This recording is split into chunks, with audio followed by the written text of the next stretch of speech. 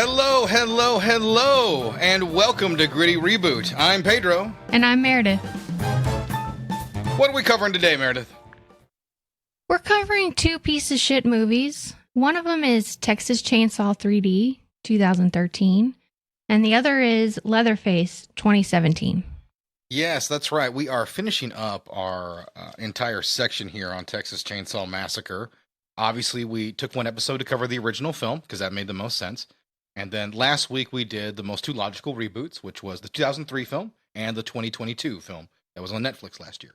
And so this week we are taking a look at two other attempts to reboot this franchise. Now, these weren't as strong a reboots, but they were reboots all the same. Had you seen any of these movies before we tore into them? Nope. Okay. I had seen like Texas Chainsaw. It was Texas Chainsaw 3D.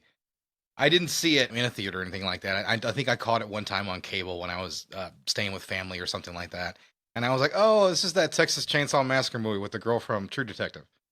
And that was pretty much the way I knew it. And I watched it and I was pretty unimpressed. And we've watched it again. And I can say that I am equally unimpressed with the film. Yeah, like I said, pieces of shit. Yeah, I think that puts it pretty well. But to be technical here, in the year of our Lord 2013, we got Texas Chainsaw Massacre 3D, and that starred returning Marilyn Burns as Verna, Gunnar Hansen also back as Boss Sawyer, Bill Moseley returning to the series, and even though we haven't talked about him, Drayton Sawyer. We have Tom Barry as Sheriff Hopper, Karim Maliki Sanchez as Kenny, Sean Sippis as Daryl, Tanya Raymond as Nikki, Scott Eastwood as Carol, Trey Songz as Ryan, Dan Yeager as the killer himself, Leatherface, and as the lead and our final girl, Alexandra Daddario as Heather Miller. Nice.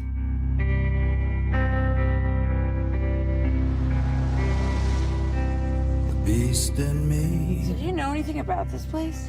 I don't even remember this movie being advertised. I don't either. Like, as I watched the trailer, I had no memory of it.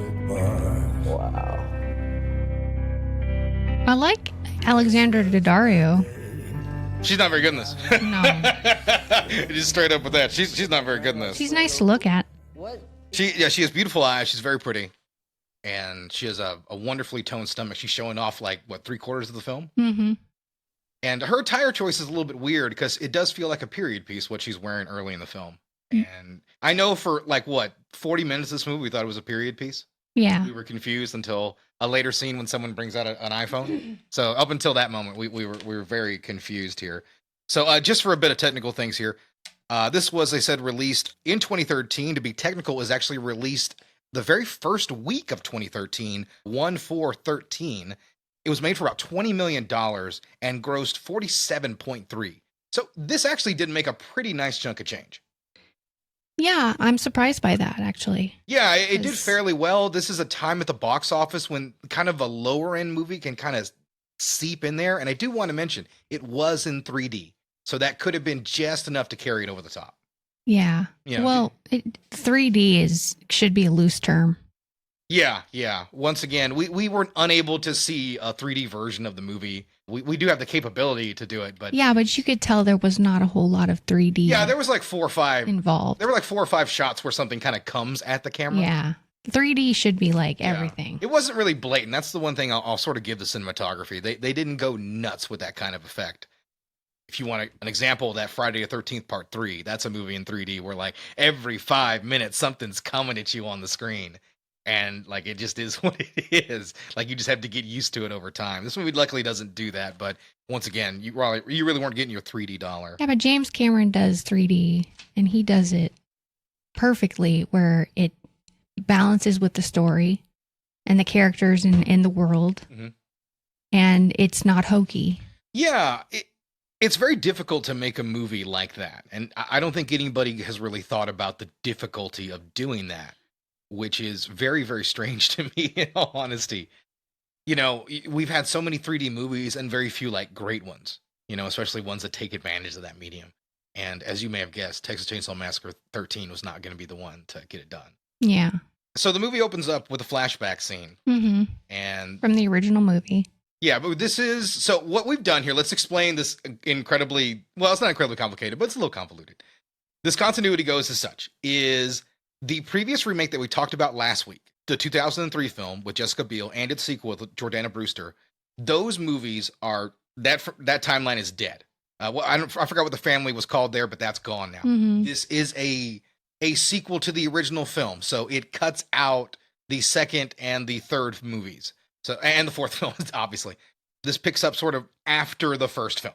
Yeah. We have a posse, and this is led by Bert Hartman and Sheriff Hopper.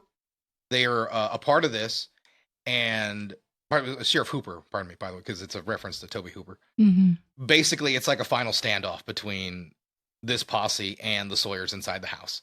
Yeah, it's a standoff between basically, I guess, like the townspeople. Yeah. And the Sawyers, who have a reputation. They basically show up to lynch the Sawyers. Pretty much, yeah, pretty much. I was going to ask you how you felt about this lynching. If we're taking into account the events of the first movie, and Sally Hardesty makes it to town, Yeah. and she tells the sheriff that story, do you think this is an absurd reaction for the townspeople? Let's discuss more interesting things the movie isn't really intrigued about. I think that,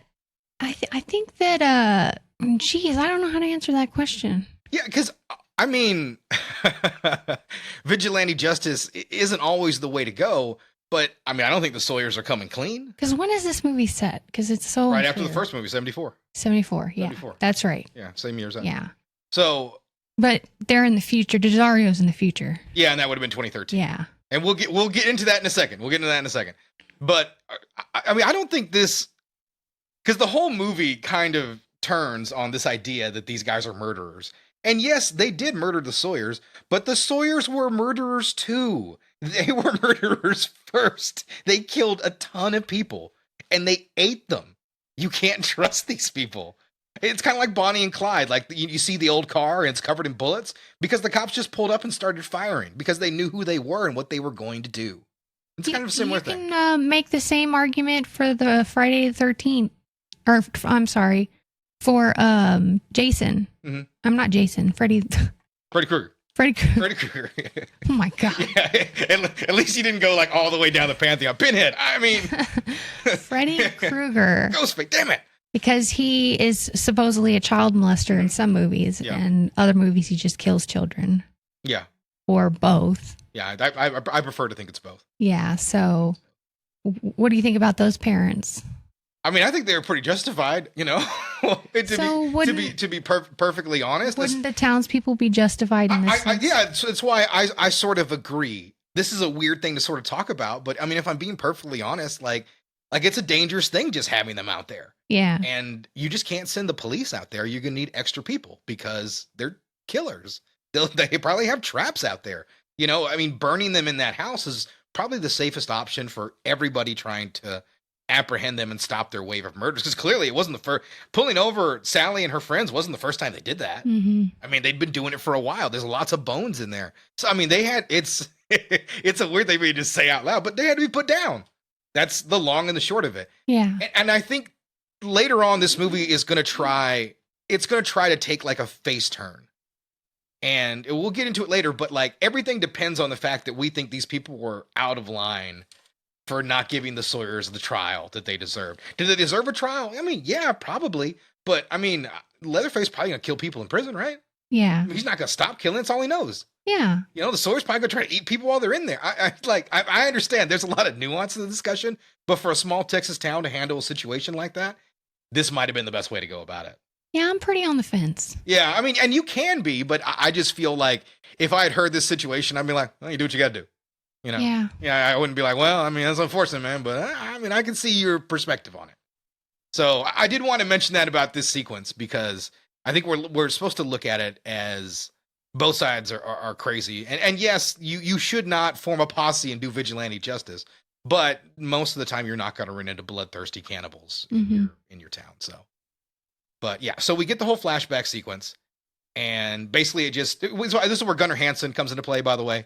We do see him as a member of the Sawyers. Same thing for Bill Moseley returning his chop top. You've never seen part 2, so you have no idea what I'm talking about. Yeah, I saw that a lot in the notes and stuff online, and I just was like, I had no idea chop top. Yeah, because we went to that horror convention and we met Bill Moseley.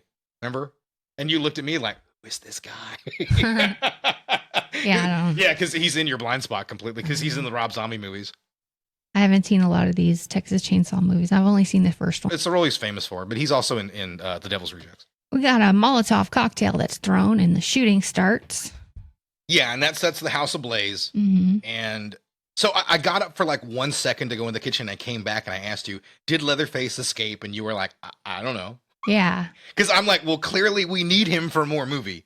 So I was like, was there a shot where he escaped? No. But what we do find in the house is a bunch of dead Sawyers and a baby covered. Yeah. With a little gas mask on or something like that. And this will eventually grow up to be Alexander Daddario. Mm-hmm. As we cut away, she's taken by somebody there and put it for adoption. She's found outside with her mother. Yeah. Clutching her. Underneath all those, where all those vehicles are that are covered. Yeah. That's where she is. And then one of the guys comes in and kicks her in the face and, like, I guess kills her. Remember? Yeah, that's right. Yeah. This sets up everything we pretty much need to know about this movie, where the continuity is now different, where this movie's going a new way. It's kind of like a requel. So we teleport ourselves into the future, which is the modern day of when the movie was made, 2013. Mm-hmm. So did you write down how many years that is from 2013 to 1974?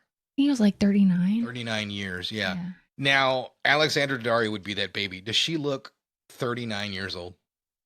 No. Yeah, 10 years later, I think she's 38 today or 37. So she's not even 39 today, 10 years after that movie was made. So it is one of the strange things that is kind of in this movie, like its inability to do math.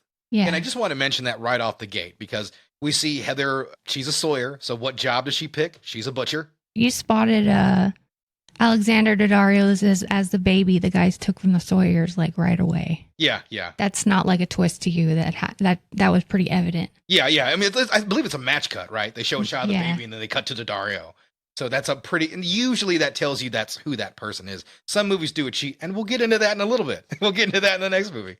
But this movie, it's not really like something you're supposed to be surprised by, because she gets a letter pretty quickly that she has an inheritance from a relative she doesn't know. Mm-hmm. And she finds out that she has an Aunt Verna, and she has left her estate. They're all basically stealing from each other. They all hit a guy and then they take on a passenger. Yeah, they do pick up, as is par for the course of the series, you got a hitchhiker. Yeah. Got to always have a hitchhiker. And this is Daryl, right? I think so. Yeah, this is Daryl. And so they pick him up. He's another handsome fella. They're all pretty people. And by the way, just to elaborate, this is Heather, Ryan, Nikki, and Kenny. Kenny is Nikki's boyfriend. Mm-hmm. And Heather and Ryan are dating as well. I just want to make that clear, because it does come into play later. Yeah. It does. It doesn't matter that much, but I just want to be clear with the people listening. So they take off to the house Mm-hmm. to try to get this. The hitchhiker's cool. There's no weird shit that goes down. Nobody pulls a gun out of their pussy and shoots themselves or cuts somebody in a wheelchair. All able-bodied again, by the way. So they get to the house and they meet the lawyer. And the lawyer is the one who lets them in on the property. And what's the one key takeaway? The lawyer tells Heather over and over and over again. He says, read Verna's letter. Please, whatever you do, read Verna's letter. It explains everything. Mm-hmm. And what does Heather do? She doesn't read the goddamn letter till the final shots of the movie. So this is the only thing she was ever told, and she doesn't do it, which lets you know what kind of character Heather really is. They completely ignore that. They go in the house. They're like wowed by the extravagance of it, right? Yeah. Because it's a nice setup, right? Yeah, it's set up similar to the original. It has a really nice look to it, and it's you can tell there's really a lot of nice stuff in the house. And so they're just having a good time, right? Mm-hmm. And having a few drinks. And eventually, like, they have to split to get to the store to go get all the supplies they're going to need to party for the rest of the weekend. And so they leave behind the least trustworthy person in their pack, right? Mm-hmm. The guy they just met like an hour ago. Yeah. Daryl stays behind, right? Yeah. How's that turn out for Daryl? He ends up stealing from all of them. Yeah, he fucking robs them blind. I remember watching it like, what? No, you don't leave that guy. You don't know that guy. Take him to the store. Yeah, it's ridiculous. Leave Daryl behind. Leave anybody behind. But this is how it goes. He ransacks the house. I mean, really does. He's going through it, like getting everything of value. If he had more time, I'm pretty sure he'd have ripped copper wiring out of the walls. Yeah. He heads into the basement, which is always a terrible idea in a horror movie. Absolutely. He gets caught by Leatherface, who knocks him in the head with a hammer. Leatherface gets his first victim of the film in a fairly underwhelming kill. He hits him with a hammer, and this is a death we've seen a lot. It's not great. Yeah, and I still don't know how he survived. Yeah. So I don't know how he survived. I wish there was a scene showing you like he went out a window or something. yeah. But there's not. So the hitchhiker is now dealt with, and everybody comes back. I know there's a scene when they're at the supermarket, but it's of so little consequence. Yeah, Heather finds Leatherface. She's brought to his basement of blood, basically. Yeah. And Leatherface then goes after Nikki. Yeah, that's right. There is another chase, and obviously we're going to get a lot of Lots of chases. Yeah, lots of chainsaw chases in this movie. So as the action sort of picks up in the movie, Nikki is with Ryan, correct?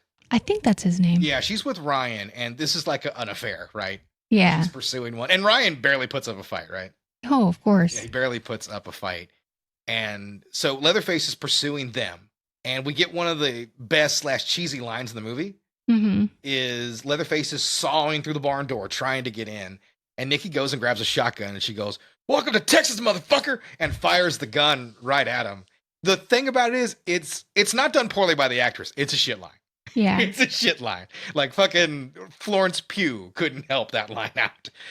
But it does give the movie a little bit of character, and it made me smile at least. So it was something. And it's another one of the 3D shots because she shoots right into the camera.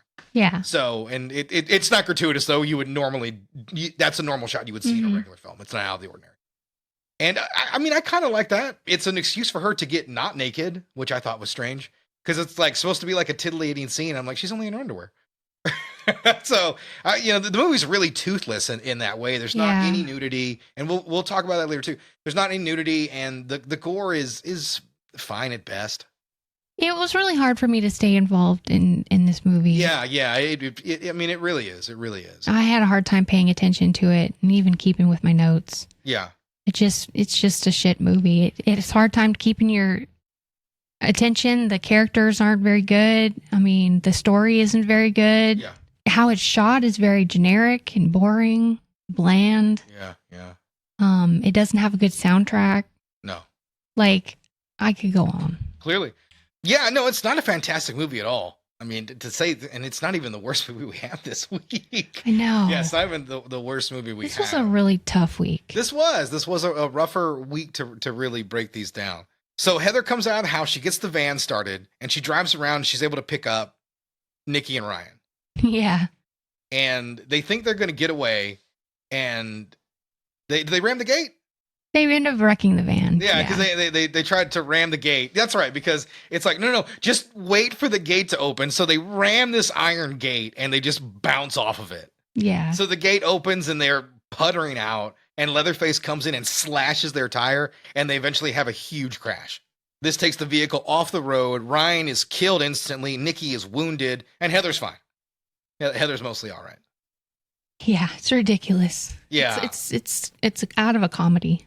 Yeah, Nikki's about to get sawed, and Heather saves her by distracting Leatherface, and this involves another chainsaw chase, which is not incredibly well shot. But through a county fair. Yeah, they run through the woods, and then they get to the county fair. So that it's kind of interesting imagery, and I was like, okay, this is neat, I guess, to take Leatherface into someplace public like that. I was like, okay, what are we going to do here?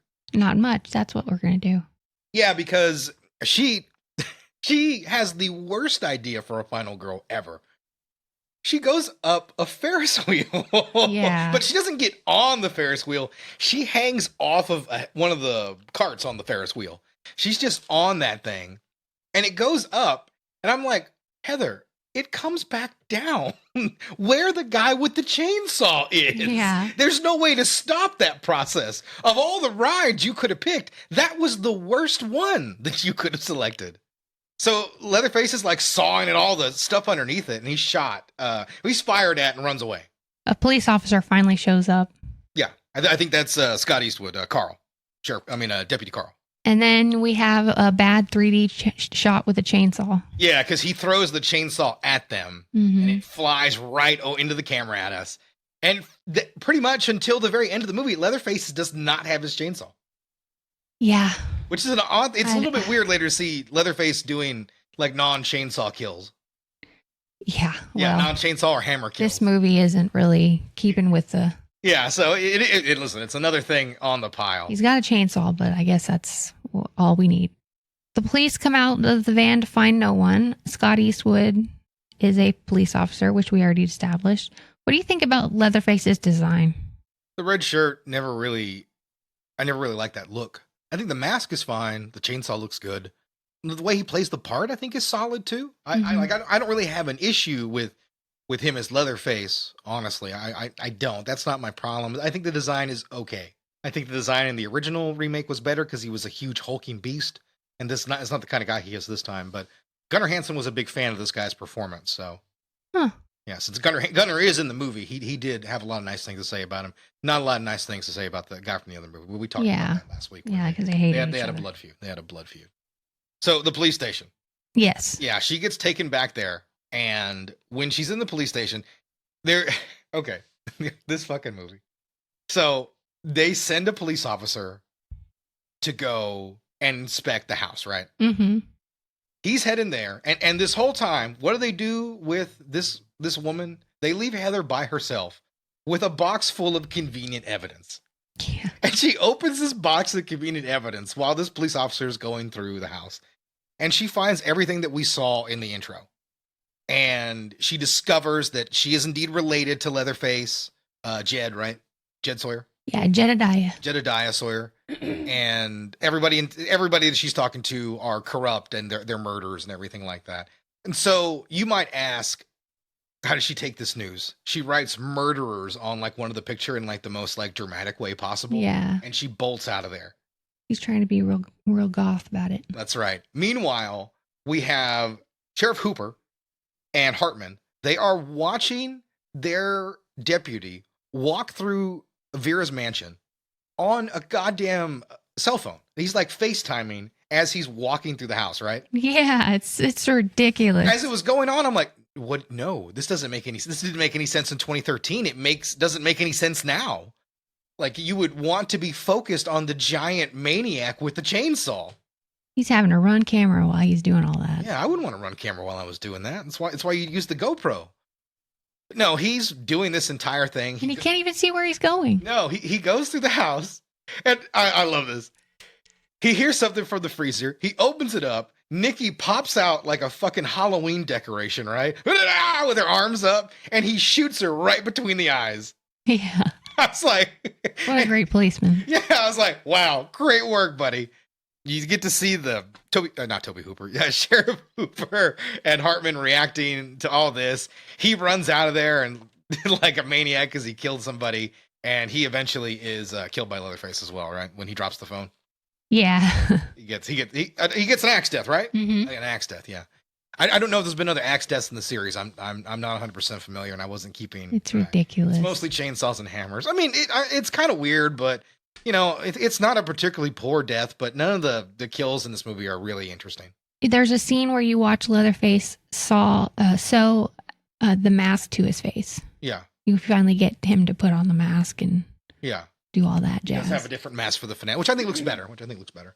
Yeah, he perfects the mask. Yeah, I think it looks better. So. Yeah. And then Heather meets the lawyer who gave her the place she inherited. That's right. She meets with him, and the first thing he's like, "Didn't you read the goddamn letter? That was the one thing I told you to do." So he has to recap her on the entire plot. We already know Leatherface in the basement. That's where he lives, I guess. And Verna's been taking care of him, and that's it, I guess. I don't know what kind of arrangement that is. I don't want to know. But the movie doesn't really care about that. It's just like Leatherface was in a box, basically, waiting to be reactivated. So he lets her know all that, and the sheriff and everything comes for her. And he tries to slow him down, but he just like, get the fuck out of the way. And they pursue Heather, and they're able to capture Heather, right? Yeah. And she gets hit by a car. She does. That's in the most hilarious way. Yeah. She's like, ah. Yeah. So they take her and they capture her, and then they tell the other like sheriff on the radio, right? Oh, I'm sorry. We forgot about Carl's betrayal, right? Yeah, the dirty cop. Yeah, she's running away from those guys, and that's how they catch her, right? She finds Carl, and she's like, I can trust you. The sheriff's after me. They're going to kill me. And he is revealed to be Hartman's son. So when he puts her in the back, They say on the radio where they're going to take her. They're going to take her to the old meatpacking plant, right? Mm-hmm. And fucking, this is absurd. Leatherface walks outside as this plot info is being revealed on the radio and fucking leans in and like, interesting. He doesn't say anything, but like that's the inflection. Like the actor's like, I will use this info. I was like, wow. I was like, that's the laziest way. You could have said, okay, how do we get Leatherface to the third act? Or like, well, he just hears it over the radio. I fucking hated it, and it's such a weird thing in this movie. They set him up to be the face. Yeah, and that's the strange thing that's happening here is these guys are after Heather. They're going to kill her. Now Leatherface is going there to kill her as well, but he is going to be the lesser of two evils here, as he is going to go there and make his turn. They string her up when they take her to the meatpacking plant. It's Hartman and another character. They're both there. And they tear open her shirt, which was completely unnecessary. Yeah. For two reasons. One, obviously it's unnecessary to do that. You don't reason to rip her shirt open. Two, they just double-sided, like, I don't even know, they probably glued that thing in there. Yeah, I don't know. Because, like, that shirt does not move off her breasts at all. Mm-mm. Like, it's Not one stuck bit. on them. Yeah, you can only see side boob. And apparently, like, Daddario had said, like, well, wouldn't it just be more natural if it just, like, the shirt just kind of moves around? And she didn't have a problem, like, not necessarily going topless, but, if her boobs popped out in that. And the director insisted that she be covered. That's so weird. Yeah, and it like, I feel like I'm being pervy by saying it, but like it even seems ever stranger that they did it that way. Let those girls out. Yeah, that they did it that way. Or if you didn't want her to be nude for that, just leave the shirt on. You didn't have to rip it open. Like that was the easiest decision to make there, and they just completely avoid it. Mm-hmm. So they're going to leave Leatherface to finish her off, and Leatherface comes in, and Leatherface, he's right about to cut her. And then, of course, the one thing from seeing her cleavage is that he can see the birthmark that they share, all the Sawyers share. Yeah, he touches it. Yeah, and he realizes it's actually kind of a nicer scene. I didn't hate that. Like, I don't hate a lot of this section. I hate some of it, but not all of it. Like, I'm okay with a Leatherface face turn. It doesn't necessarily bother me. Like, I don't mind Godzilla being a face in a lot of the movies. So it's kind of the same thing. Like, I've always told you about that. They should have done that with Jason a while ago. That would have made it interesting if you'd have somehow made him a good guy, have to take on something more evil. Freddy vs. Jason kind of pulls it off a little bit. But anyway, he sees that, he cuts her down, finds out that they're cousins, and he goes into battle with Hartman and I think Ollie or Illy, I forget the other guy's name, doesn't matter.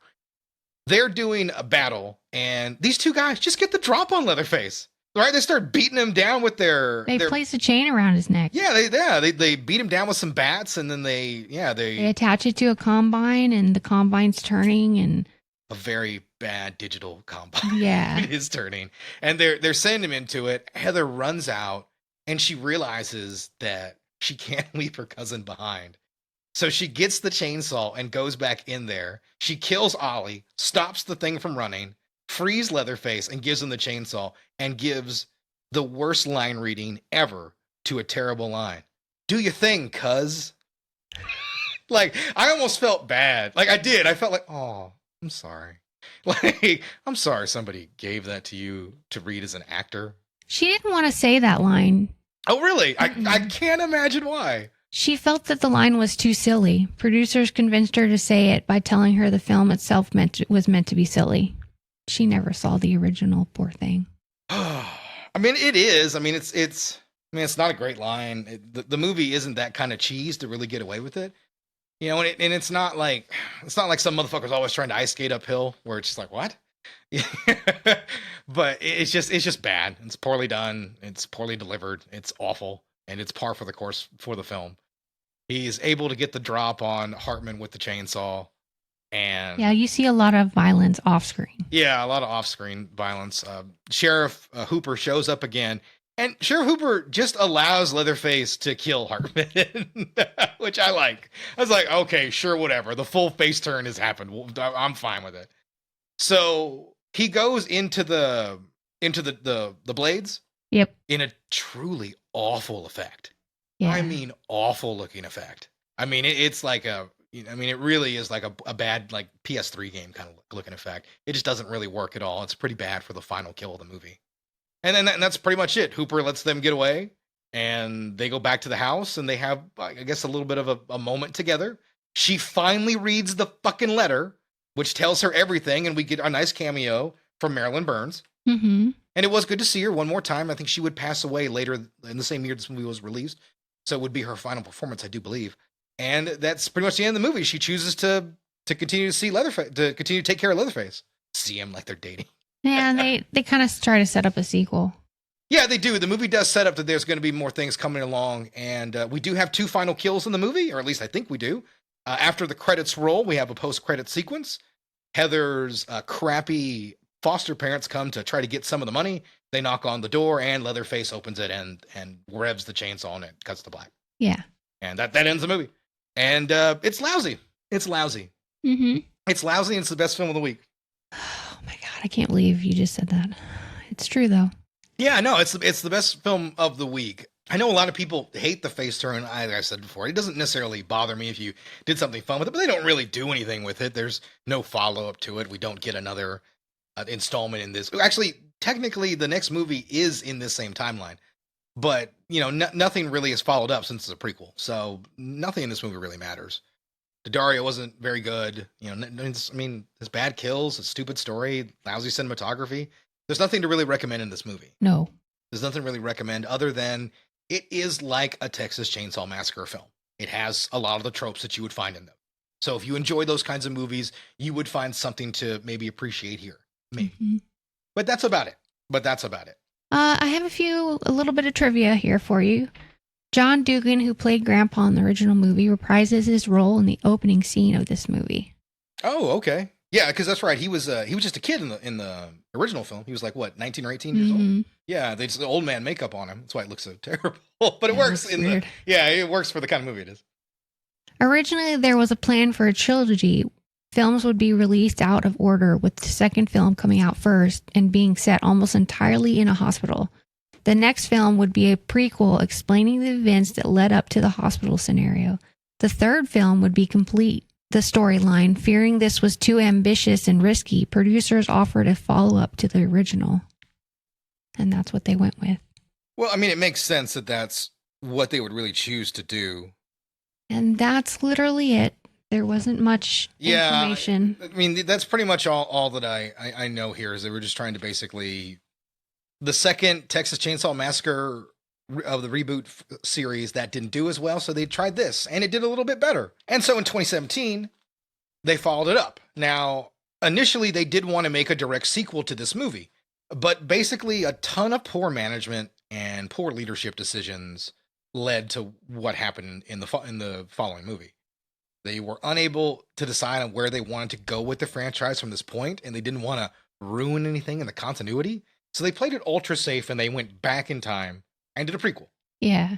They did a prequel. And this is pretty much it.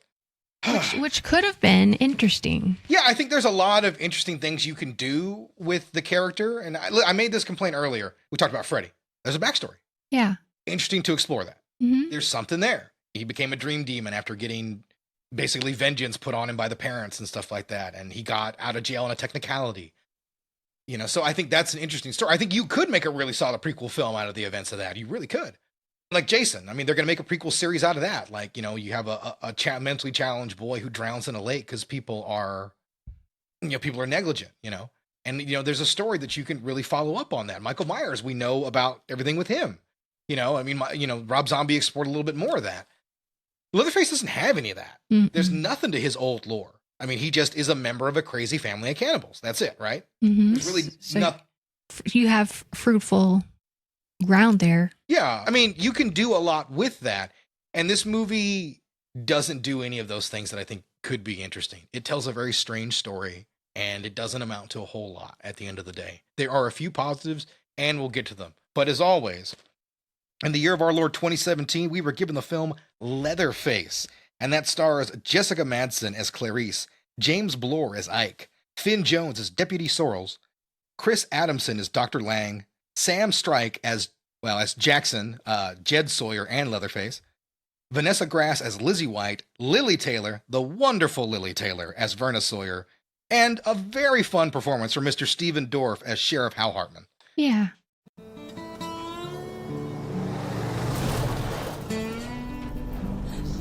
trying to make us crash? You want me to stop?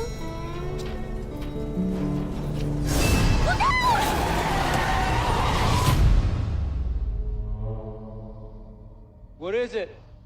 I don't know.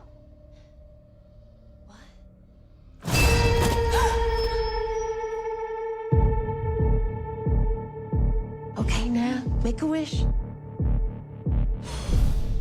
So they made this movie basically so they wouldn't lose the rights. That was one of the main reasons they needed to pump something out the door. And a fun fact about this movie, they even failed to achieve that goal. Really? They released the movie too late. So they lost the rights, and that's how we got the Netflix movie a couple years, last year. I thought this movie came out the same time it was released. Came out in 2017. They needed to release it in 2016. I thought it came out in the theaters the same time it was released on video. This one, I don't know about that. I don't know. Oh. This was before they would have done it. Back in 2017, that was unheard of. Oh, okay.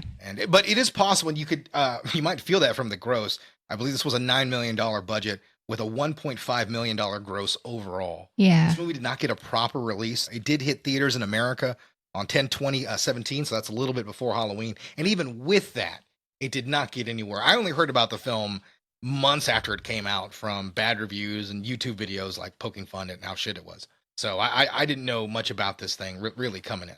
Yeah, I didn't either. This was the first time I saw it, and I was unimpressed, to say the least. So how do we open? We begin with Leatherface's birthday as a kid. Yes. They are all wishing him happy birthday. He blows out his candles, and then they start trying to kill a guy. They put a chainsaw in his little hands, and they want him to kill this guy. Yeah, and he can't do it. He can't do it. He can't do it. He cuts his leg. Yeah, he cuts the guy up a little bit, hurts his leg, but he leaves him alive.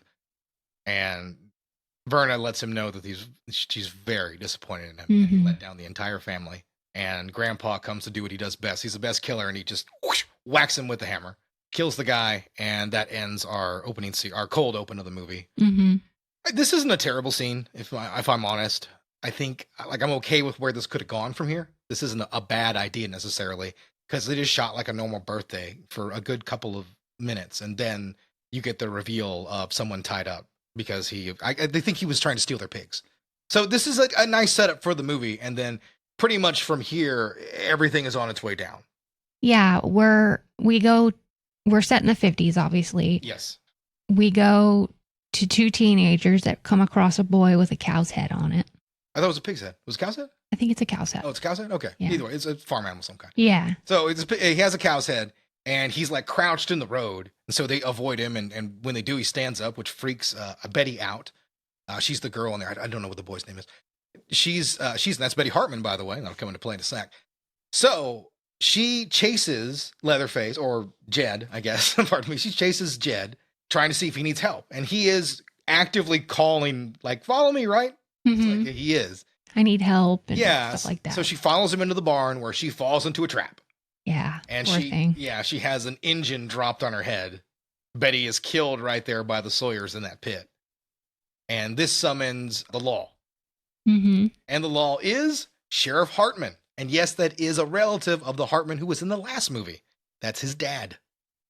So this movie is connected pretty heavily to that. Verna, who was played by Madeline in the last movie, that's Lily Taylor's character. That's the same one. Oh, yeah. So yeah, these characters are connected. So this is a direct sequel to that movie. But like I said, it attempts to reboot the whole franchise at the beginning.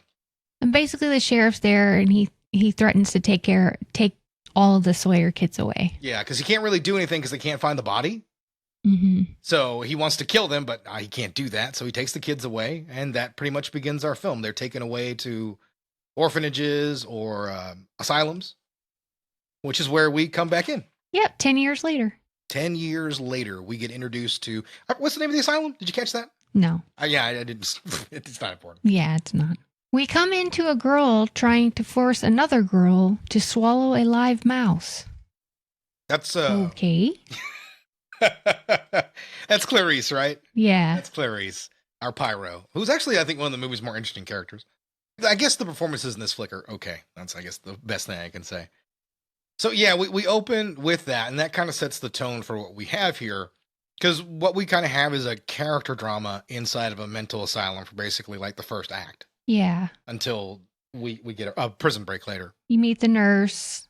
We meet the nurse, who is played by That's Vanessa Grass, who, as far as I could tell, didn't do anything else but this. She plays Lizzie, and she gets to strike up a little friendship with Jackson. Mm-hmm. They have some chemistry, right? Yeah, I There's would some agree. successful flirting between the two, right? Mm-hmm. And yeah, I mean, I think, this isn't bad. Like, at least, like, set some things up. I was certainly willing to give the movie some leeway here. So we get these characters, and then Verna comes back. She is no longer a Sawyer. She's a Clark now, right? I don't think it's the name, quite the name. Yeah, I think I'm off. I just wrote down Verna. I did not write down her last Yeah, name. I wrote know. down Verna. Verna too. everywhere. I just like that name, Verna. Yeah, but she remarried, so she now has money, power, and influence. And so she was able to get an attorney to say she needs her kids back. And the Dr. Lang, who runs the asylum, basically throws more red tape in her face and tells her to fuck off. Mm-hmm. And she ends up forcing her way in Yeah, to see her baby boy, Leatherface. yeah. Not only do you meet the nurse and Jackson, but you also meet a character called Bud, Bud, that's right. and he's our foil. Yeah, let's we need to cover the movie, but yeah, he is our foil. Yeah, he is the person who looks the most like he is going to grow into Leatherface Mm-hmm. for a very obvious reason. So we meet him, and I mean, you could tell from when I announced the cast here that this whole movie is wasted because they love this twist. Yes. And so instead of like getting to know these characters and like seeing like the madness that can brew or anything like that, the movie's built on a twist. So the guy who acts like Leatherface is not actually Leatherface. Yeah. He's just a guy. And the guy who doesn't act anything like the character that we know from all these other movies is actually Leatherface. Yeah. This movie isn't good, and it just like kicks a chair out from underneath it when we get that twist later on. Yeah, it's ridiculous. Because it's completely pointless. Mm-hmm. Completely pointless. I mean, we'll talk about it more when we get there, but we need to mention it now. And I mean, let's not bullshit anybody, because we'll talk about it as we go through this motherfucker. That like this whole thing is very much built that you think this guy is Leatherface because we don't know who anybody really is. Bud is basically taken into a part of the facility where they're giving him electrical shocks, and he ends up beating his torturer's head in with his fists. So there's more of that signaling that he's... Yeah, he does a lot of Leatherface style stuff in this movie. Yeah. And it's just a bigger cheat than it really is. I love a good twist, and this is anything but that. So he does more acting like Leatherface. And then all the insane people escape. Yeah, we have a big riot, and there's a guy who's about to rape Lizzie, and she's saved by Jackson. Yeah. Yeah, she's saved by Jackson. Just brutally beats a guy to death. But I mean, like, it's framed in a way where you're supposed to be like, oh, that's okay. He saved her. You know, he has to kill this guy because he's not gonna stop. It's a fight to the death, and it is framed that way, and I sort of agree with that logic. I know we talked about earlier. I'm willing to kill anybody for vengeance, basically. But in this situation, like, it's not framed as a real negative thing. Also, I do want to mention that I think Ike at one point is like face fucking Clarice, right? Yeah. Yeah, is it like? And I mean, they're not like a blowjob. I mean, he's like straight up giving it to her. Yeah. Yeah, and it's just like, what is going on in this movie? So they make their escape.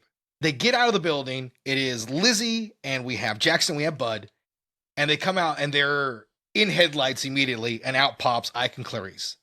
Yeah, they have this brilliant idea to go to Mexico after escaping the mental facility. Yes. So they get and they take hostages. They take them hostage. Lizzie is valuable to them, and I don't know why they bring the other two, but it is what it is. I guess we need the plot, so we need the plot to keep moving forward. And so they end up leaving from there. Oh, by the way, I did want to mention Bud brutally destroys what's his face when he destroyed the dean.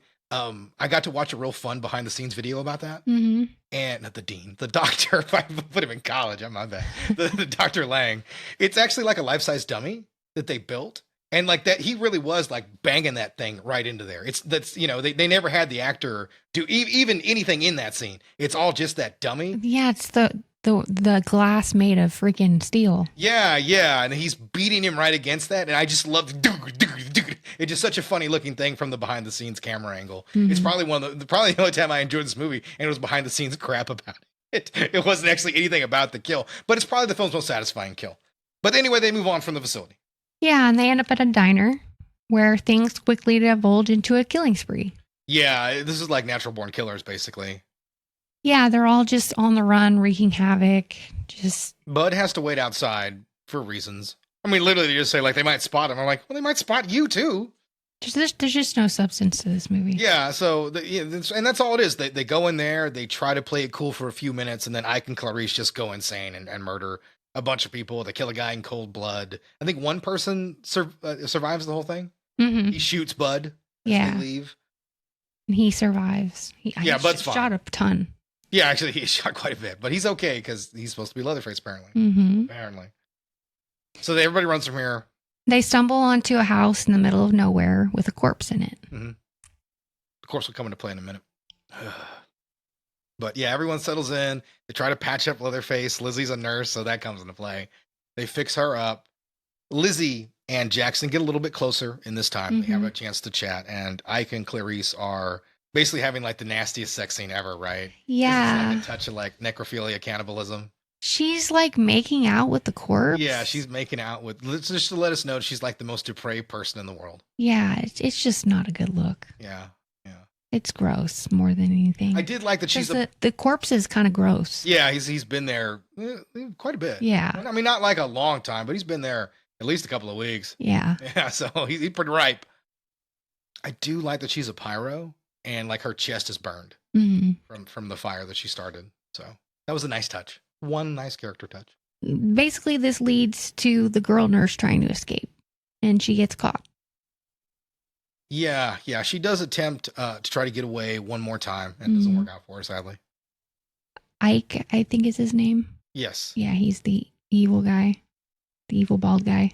Yeah, he's the ringleader of these guys. He gets taken out by Bud. Yeah, he gets on Bud's bad side, so Bud drags him outside and curb stomps him on a tree stump. Mm-hmm. And you don't really see a whole lot, but it's not an unsatisfying death or anything like that. That's not bad. It's not bad. And But then, it's more Leatherface stuff from this not Leatherface guy. Yeah. Eventually, the cops end up running across the Sawyers again. Mm-hmm. It seems like they killed the. Do they kill the girl or not? The crazy girl. Yeah, they do. Yeah, they do, right? Yeah, they shoot her a bunch of times, but she ends up like bouncing back a few times. Yeah. But I guess she survives. Bud gets killed by a cop. Yeah. So we didn't mention here, we have Sheriff Hartman. He is basically the other part of the action of the movie.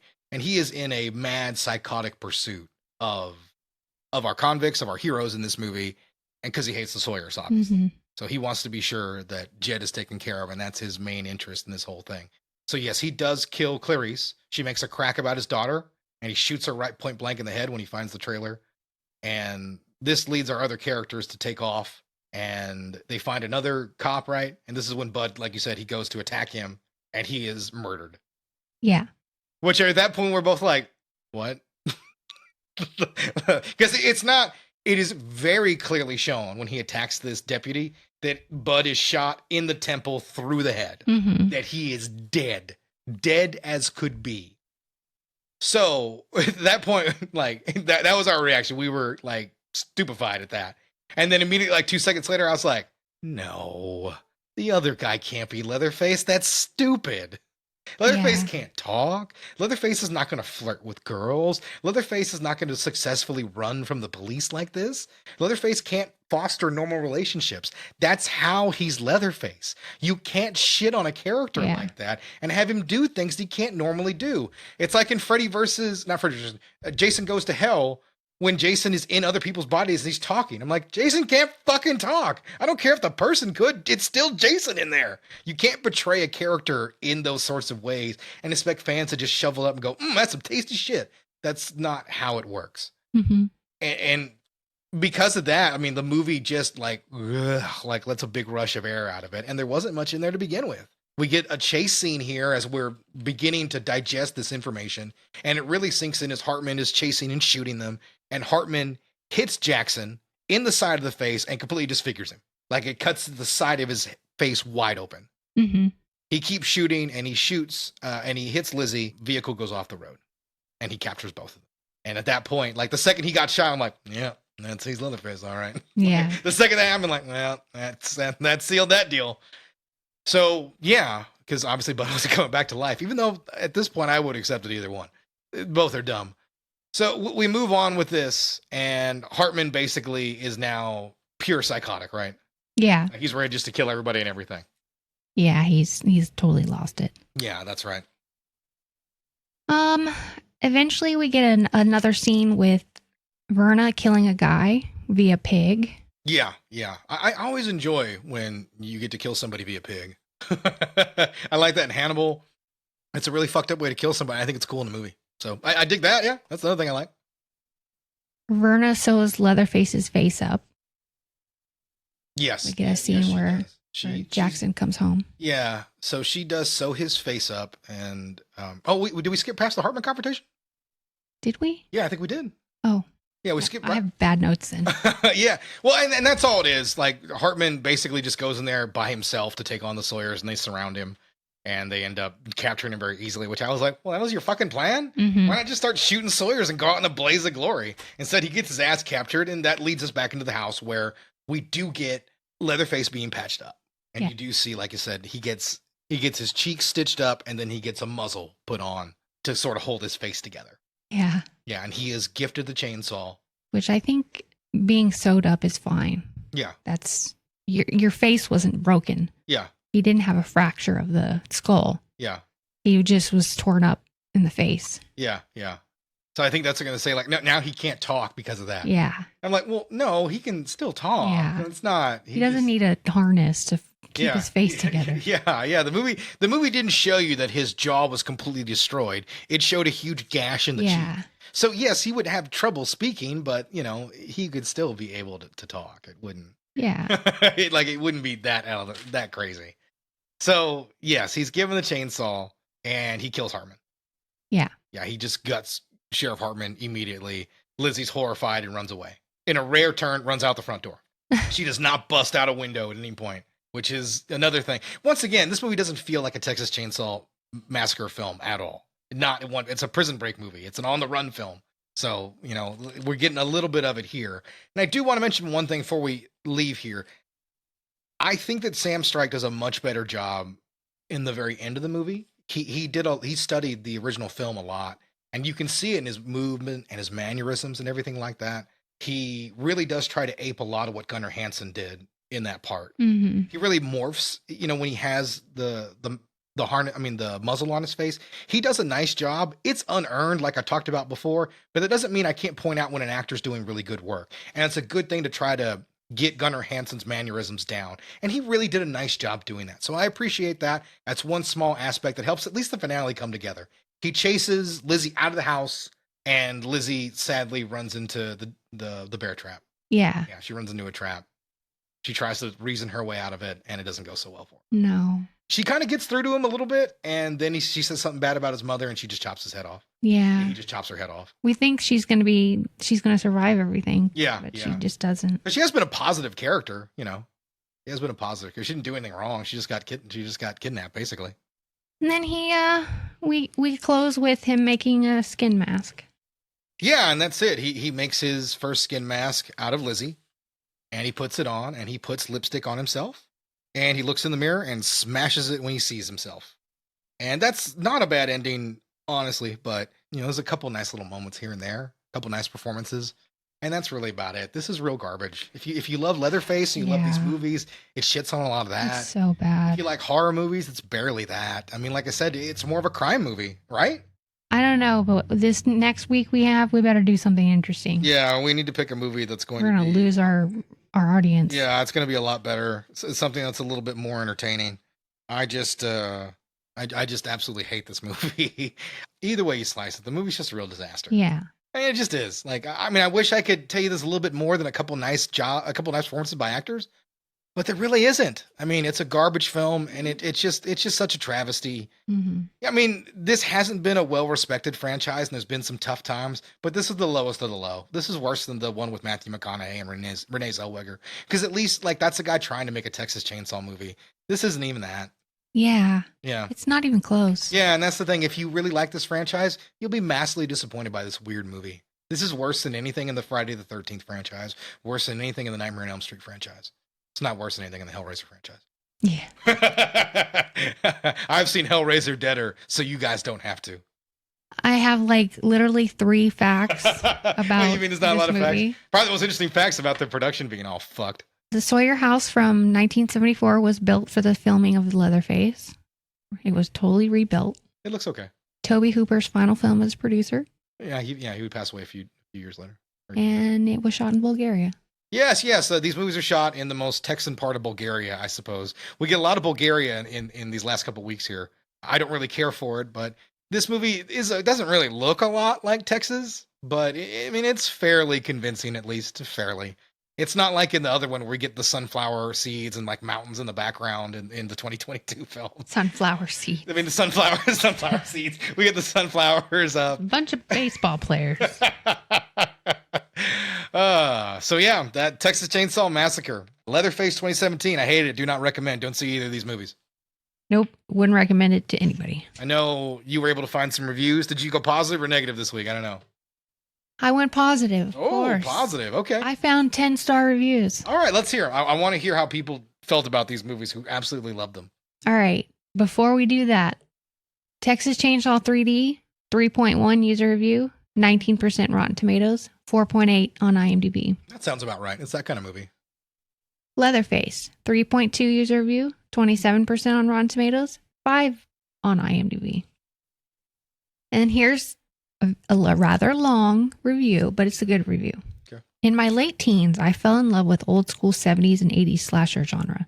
Cheesy, campy, gory, bloody, spooky, whatever. Halloween, Friday the 13th, Nightmare on Elm Street, and of course, Texas Chainsaw Massacre. Unfortunately, the 2000s brought a host of those same slasher remakes, meaning fans of the original would never see another sequel to those original films. Well, God bless the makers of Texas Chainsaw 3D. This is a direct sequel to the very first original legendary Texas Chainsaw film. It does mostly ignore all the other films, including the remakes in the 2000s, though I think they tried to draw on some of the lore established in other sequels and remakes. The film features 4 actors from the original film in new roles.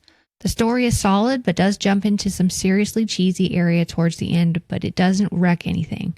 The film is off the charts gory and twisted like any previous Texas Chainsaw film. It still keeps that dark country feel that you would expect from the series. I saw the film in 3D, and anyone who reads my reviews knows I'm not a fan of 3D, and this was no exception. It didn't change the film at all or make it better, although there was one scene when a chainsaw came right at the screen and it actually looked like it was right in front of you. So she liked that. Yeah, okay. That really was like the one thing. So. The cast is as stereotypical as you could possibly expect, but in a good way. This is Texas Chainsaw, and there is no reason to mess with what works. The stunning dark-haired beauty, Alexandra Daddario, is our scream queen of the film. She has a certain innocence to her, but they still use her sexuality to draw the male crowd. She has a killer abs that make a constant appearance throughout the film. She is good. I thought I was pervy earlier. Yeah, right. She is good in her role and appropriately screams, runs, and fights the way you would expect from a good scream queen. A man without a lot of credits to his name, Dan Yeager, has the distinct honor of picking up as a chainsaw as Leatherface. He is excellent, as good as any of the others, and makes you almost feel empathy for him, which I think is the point of the character. He is twisted and angry, but also mentally stunted and childlike at times. Yeager does a great job. Trey Songz is Daddario's boyfriend and our token black guy. He's a decent, though, has very little development, and he will be fodder for Leatherface. Same could be said for Tanya Raymond, as the Los Morals gal who will inevitably do a lot of screaming and running and sleeping around. She does her genre role decently. Sean Sippos is as good as the innocent-seeming thief and Leatherface's first victim. Thom Barry and Paul Ray as terrific as the posing sheriff and mayor, always at odds and burying a decades-old secret. The two of them added an old-school vibe to their scenes, like old characters from the original, where they are, although neither one of them were in the original character or actor. Scott Eastwood is decent as a seemingly hero cop, and I enjoyed where they took his character, although I think they could have used him more. I have to pay credit where credit is due, and I was surprised to see how little big-name credit directors from John Lucenhop has under his belt. This also appears to be his first foray into horror, and hopefully not his last, because it expertly crafts a truly outstanding slasher fic, and it feels inside out like Texas Chainsaw. The film truly covers the gambit of what Leatherface is all about and all the stories that have been built around him through multiple films. The family connection is even stronger in this one, and the family storyline is sort of reminiscent of the old Halloween, but with a complete different old twist to it. The best and worst lines in the films are both one-liners in the form of "Welcome to Texas," best line, and the worst line takes an otherwise seriously gory and disturbing film and makes it briefly incredibly cheesy, and that was "Do your thing, cuz." Terrible line, but great movie. Fans should love it, and newcomers to the series, where have you been? Watch the original right now, and then watch this one. Loved it. Wow, he really did love that movie. Yeah. He really did love it. He was wrong about everything, but he loved that movie. Yeah. Like sometimes you just love flickering pictures on the screen, and that's all that homie needed. He was thrilled. He's like, "Oh, this is a movie, all right. I love it." But he was so eloquent in the way he spoke about it. He put it well. I don't agree with him about much, but I'm glad that he was able to find something to enjoy in this movie that I sure as hell did. Yeah. So, Sounds like he wrote a paper on it. yeah. So good for him. By the way, before we leave the movie, I had to mention Tanya Raymond. She played Jodi Arias in the Lifetime version of that movie, and that's the only fact I know about that actress. And I wanted to say it because I looked it up and I was like, I have weirdly seen that movie, and I don't know why. Yeah. All right, here's a 10-star of the last movie we just I'm more reviewed. curious about this too. Holy shit. Whoa. I just watched this movie and this was beyond spectacular. The darkest, most gut-wrenchingly icky version of the original story ever. I've got to hand it to the makeup, special effects, and department on this one, since it's absolutely and fantastically gory. Unbelievably R-rated to the maximum here. I mean, it's already technically a foreign film. There are many epic sequences of violence that are awesomely intense and graphic as hell. There's also a sex scene you'll never be able to unsee. This film just drags the viewer through a metaphorical sludge of utterly disturbing character development and filth until the credits roll, and it's perfect. Makes you seriously consider taking a shower after viewing, but I usually need one anyways. It's hardcore realism like this that we need more of from Hollywood. I like this and want to watch it again now. It's like the very best of anything Rob Zombie has ever created, and feels extremely disturbing along the exact same lines. The Devil's Rejects did this is totally worth watching, for this is the chainsaw movie that us horror fans have always been waiting for. Well, this delusional gentleman also with some nice prose, but wow, I can't believe so much worked for him. But hey, listen, man, you love what you love. That's all I can say about that. Yeah, to each his own. Oh God, I really can't imagine anybody loving it, but I guess. He's got the Blu-ray in his collection. I'm glad he digs it. Yeah, he'd have the Criterion if they would have him. Yeah, the Criterion of leather. Oh yeah, if they did it, I'd buy it. Just for sheer principle. Yeah, that pretty much wraps up our Leatherface special. We somehow missed the good sequel of Texas Chainsaw Massacre 2 because it's not a reboot. No. And Leatherface is just a crappy sequel to the other Leatherface, Texas Chainsaw Massacre 3. And the McConaughey one isn't one. So these are the movies that we did. And we enjoyed the first movie. I found a little bit to like the 2003 movie, but I haven't enjoyed myself since. Yeah. Yeah. I mean, I did like some, I mean, the 2022 film was watchable. So, if we're putting it, obviously the originals at the top, much lower down would be the 2003 film. Then I'd put the 2022 Netflix movie. Then I would go with Texas Chainsaw 3D. And then, of course, Leatherface as probably the worst movie we've seen on the show. Can I put them all into one bucket? Yes, you can. I'm going to file 13 them all. Yeah, these are movies you're never going to watch again, except, I mean, we might watch, well, we're going to watch Texas Chainsaw Massacre again, but we're never going to watch any of these other movies again. No. Ever. No. I hope not, at least. We'd have to be completely insane. Yeah, I think that's a good way to put it. All right. So, with that being said, Meredith, what are your socials? I don't have any socials. That's right. Fuck social media. But anyway, if you do like social media by any chance, there's a few ways to get a hold of us. You can email grittyrebootcast@gmail.com. That's the most 90s way to get a hold of us if you can. And then, of course, there is Gritty Reboot at Instagram and at TikTok. I check those pretty regularly. So that's probably the best way to get a hold of us. And we post a lot of things about the show, news and updates about, whatever we're working on at that moment in time. But yeah, reach out and please, obviously, rate, like, subscribe. Please do whatever you can to help us promote the show. If you enjoy us, if you don't, just unsubscribe. We're okay with that. Yes, please. Please yeah. like us. Yeah, if you like us enough, please leave a review. We'd love to have one. So we would appreciate that greatly. And with that, Texas Chainsaw Massacre is officially closed. Yes, never again. Never again. Never want to do this again. Never. Yeah, this. I told you these sequels are rough. These sequels are rough. Yeah, that was rough. Yeah, I thought I was going to hate Hellraiser, and I hated this. Yeah, this was a rough couple of weeks for us here. But yeah, with that being said, guys, we'll see you next week, and we'll do something a lot more fun, hopefully. Yeah. All right, guys. See ya. Bye.